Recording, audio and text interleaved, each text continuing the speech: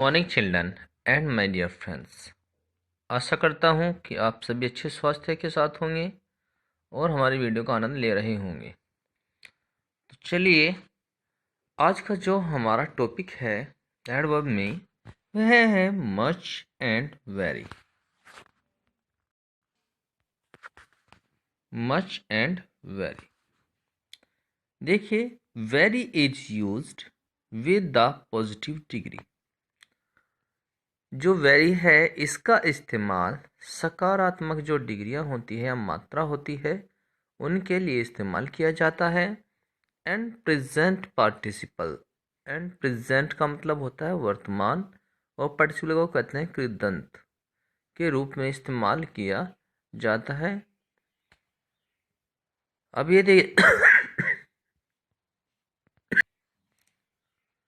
तो अब हम इसके कुछ एग्जाम्पल देखेंगे। तो हमने जैसे बताया अभी आपको कि वेरी का इस्तेमाल पॉजिटिव डिग्री यानी सकारात्मक डिग्री और प्रेजेंट पार्टिसिपल या फिर प्रेजेंट पार्टिसिपल के लिए किया जाता है। उदाहरण में देख सकते हैं। तो यहाँ पर जो उदाहरण में दिया गया है आपके लिए, the air is very hot today. The air means है हवा, इज मीन्स है, वेरी मीन्स बहुत, हॉट मीन्स गर्म, की हवा बहुत गर्म है। टुडे मीन्स आज, की हवा आज बहुत गर्म है। तो यहाँ पर जो वेरी है वह अभी आपने देखा है, तो ये हमारी पॉजिटिव डिग्री को दिखा रहा है। चलिए नेक्स्ट सेंटेंस देखते हैं। It is very surprising for me. कि यह मेरे लिए बहुत आश्चर्य की बात है। जैसे ये नेक्स्ट है हमारा, it is very surprising for me. It means यह है, इस मीन्स है, वेरी मीन्स बहुत, सरप्राइजिंग मीन्स आश्चर्य की बात, फॉर लिए, मी मीन्स मेरे, तो मेरे लिए यह बहुत सरप्राइजिंग की बात है। तो यहाँ पर अभी आपने देखा कि जो हमारा सरप्राइजिंग है, सरप्राइजिंग हमारा जो है वर्ब से बनाया गया है और साथ ही यह एक एडजेक्टिव की तरह कार्य करता है।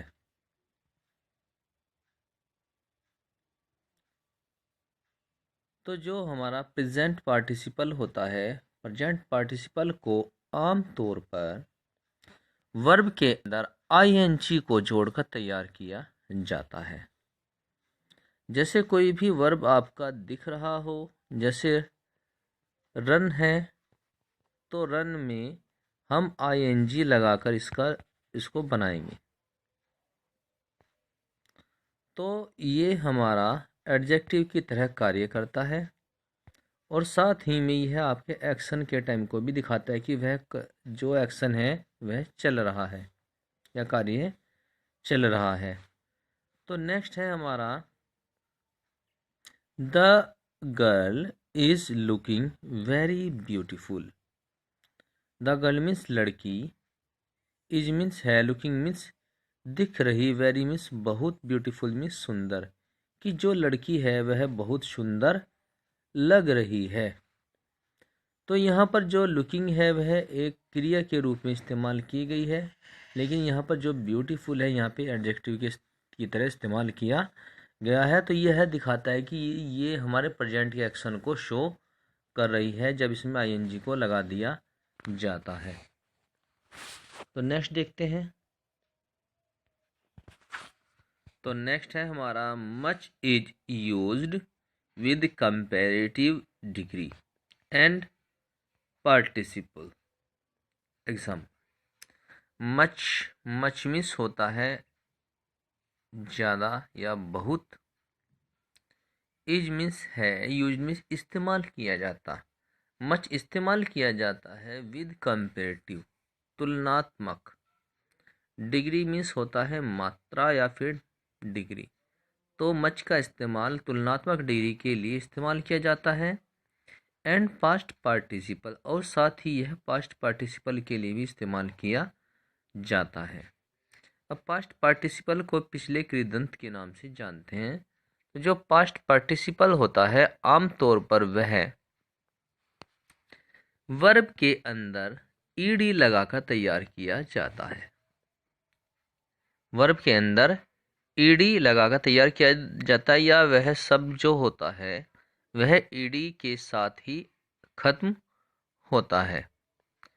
और साथ ही जो हमारा ये ईडी वाला पार्ट होता है ये हमें दिखाता है कि कोई कार्य पास्ट में हुआ है, तो यह हमारे पास्ट को शो करता है। और साथ ही यह भी बताता है कि कोई हमारा कार्य समाप्त हो चुका है। तो यह वाक्य में परफेक्ट की सेंस जो होती है कि कार्य पूर्ण हो चुका है, उसकी सेंस को ये दिखाता है। तो अभी हमने देखा कि और साथ ही जो इसका इस्तेमाल होता है वह कंपैरेटिव डिग्री के रूप में इस्तेमाल किया जाता है। तो अभी हमने बता दिया है कि ये जब इसका हम बनाते हैं तो ये वर्ब में ईडी लगने के साथ ही बन जाता है, और साथ में ये हमारा वर्ब की थर्ड फॉर्म के रूप में इस्तेमाल किया जाता है, कि जो कि पास्ट में होती है। या फिर ये हमारा ये बताता है कि हमारा जो वाक्य है वह यानी कार्य है वह पूरा हो चुका है। तो इसके सेंस में ये इस्तेमाल किया जाता है।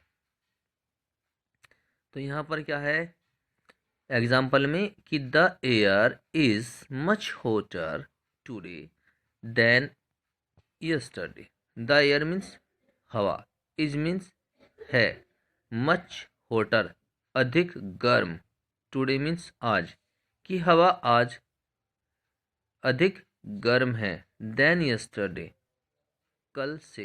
तो यहाँ पे देन से के रूप में इस्तेमाल किया गया। लेकिन यहाँ पर क्या है कि जब हम कंपेरेटिव डिग्री का इस्तेमाल करते हैं तो कंपेरेटिव डिग्री में तो इज लगाकर, इज एम और कुछ भी लगाकर इस तरीके से हम दो चीज़ों की तुलना को यहाँ पर शो करते हैं। जैसे यहाँ पर टुडे और यस्टरडे, इन दोनों के बीच हमने देन का इस्तेमाल किया है। तो ये हमारा जो देन है ये कंपेरेटिव डिग्री के लिए इस्तेमाल किया जाता है। और साथ में जो पीछे होटल लिखा हुआ है इसका भी इस्तेमाल हम करते हैं। तो होटर जो होता है ये हमारी कंपेरेटिव डिग्री को ही शो करता है, होटर और देन। ठीक है, अब चलिए नेक्स्ट में। हवा कल की तुलना में आज गर्म है, ये हमने देख लिया है। Rohit is better than Mohit. Rohit means Rohit, is means है, बेटर मीन्स अच्छा या बेहतर, देन मीन्स से, और मोहित मीन्स मोहित, कि जो रोहित है वह मोहित से बेहतर है। अब किस में बेहतर है वो आप इसमें यहाँ आगे बता भी सकते हैं कि पढ़ाई में उससे बेहतर है। तो यहाँ पर जब दो चीज़ों के बीच में उसके गुण या धर्म के आधार पर तुलना की जाती है तो तो यहाँ पर हम देन का प्रयोग करते हैं, बेटर देन। तो जो हमारा एडजेक्टिव होता है उसमें हम ई आर को लगाते हैं और अपना ये इसका इस्तेमाल करते हैं, और साथ में फिर हम देन का भी यूज़ करते हैं ताकि हमारी जो तुलना है वो पूर्ण हो जाए। अब नेक्स्ट देखिएगा।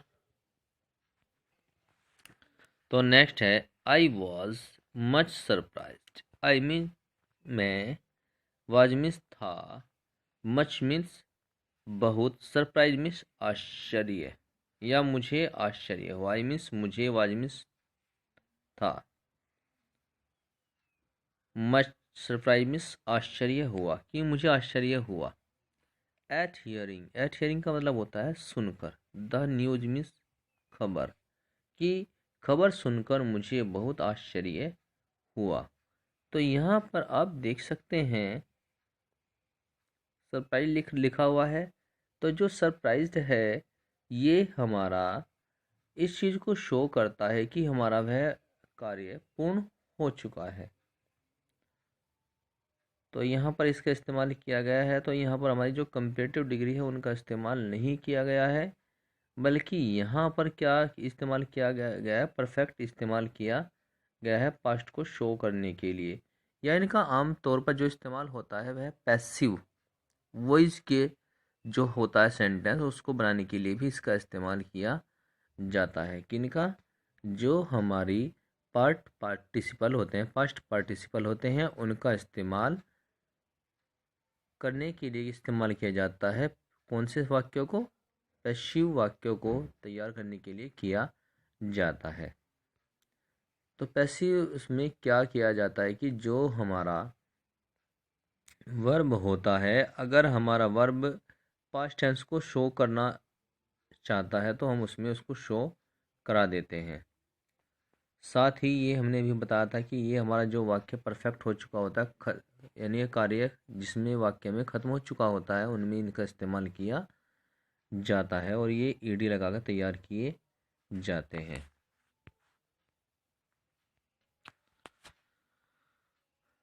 तो आज हम आपके लिए वाक्य लेकर आए हैं, जो वाक्य लेट्स से स्टार्ट होता है।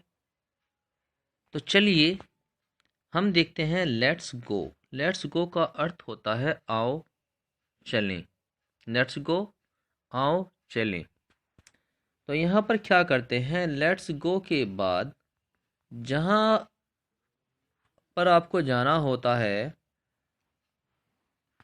तो आप उस जगह को शो करते हैं। Let's go. अगर आपको खेलने जाना है तो यहाँ पर हमने दो चीज़ें ली है, let's go to play. Let's go to play, खेलने के लिए चलते हैं। लेट्स गो फॉर, ठीक है, लेट्स गो टू प्ले, आओ खेलने चलते हैं। तो इस प्रकार से इसका इस्तेमाल होगा। तो यहाँ पर आप इन्फिनेटिव लगाएंगे और फिर बाद में अपनी जो क्रिया है उसको लगा देंगे, या यहाँ पर आप प्रीपोजिशन का इस्तेमाल भी आप कर सकते हैं। किसका इस्तेमाल कर सकते हैं? आप प्रीपोजिशन का इस्तेमाल कर सकते हैं। तो हमारा जो प्रीपोजिशन होता है वह किसी नाउन या प्रोनाउन से पहले इस्तेमाल किया जाता है। तो यहाँ पर जो हमारा प्ले है, प्ले वैसे हमारी जो क्रिया है, लेकिन हमारा जो खेल है, अगर हम बात करते हैं प्ले, प्ले मीन्स खेल भी होता है, तो हम यहाँ पर खेल को एज ए नाउन भी यूज़ कर सकते हैं। तो लेट्स गो टू प्ले, क्या खेलने जाना है? और हम बता सकते हैं कि cricket. Let's go to play cricket. तो यहाँ पर अब आगे अगर आपको कहीं जाना है, let's go for a picnic. Let's go for a picnic. तो यहाँ पर हम कह सकते हैं कि हमें पिकनिक के लिए जाना है। तो इस तरीके से हमारा वाक्य इस्तेमाल किया जाता है। फिर आगे है हमारा लेट्स गो टू ड्रिंक। चलिए, तो यहाँ पर हमने एक सेंटेंस लिया है, लेट्स गो मीन्स आओ चलते हैं, टू ड्रिंक पीने के लिए। तो टू होता है के लिए, तो चलो आओ चलते हैं पीने के लिए। क्या पीने के लिए? एक कप ऑफ टी।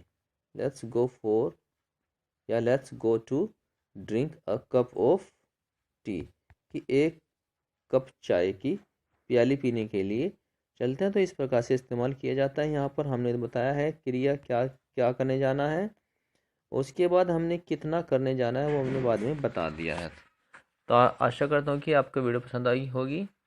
आज के लिए इतना ही। Thank you, have a nice day.